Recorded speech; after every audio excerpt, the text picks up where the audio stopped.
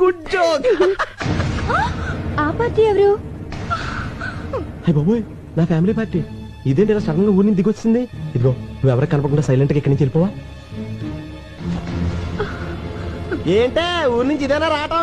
ఎవరండి అమ్మాయి? అమ్మాయా? ఎవరే? అదిగోనండి ఆ అమ్మాయే. అమ్మాయి అంటే ఎక్కడ? అదిగోండి నల్ల కోటు తీసుకుంది. ఎక్కడే? అయ్యో వేసుకుంటుందండి నల్ల కోటు. ఏంటి ఇక్కడేనా? ఇక్కడే. ఏది? ఇక్కడండి. కనపడదే. అదిగో జుట్టు సవరించుకుంటుందండి. ఎక్కడే? అరే హ్యాండ్ బ్యాగ్ కూడా తీసుకుందండి. ఎక్కడా చెప్పు. వెళ్ళిపోతుందండి అమ్మాయి. ఎక్కడికే? ఏంటే నాకు కనపడిన అమ్మాయి నీకు ఎలా కనపడింది? వెళ్ళిపోతుందండి. అంటే నాకు కనపడిన అమ్మాయి నీకు కనపడిందంటే నువ్వు నన్ను అనుమానిస్తున్నట్టుగా.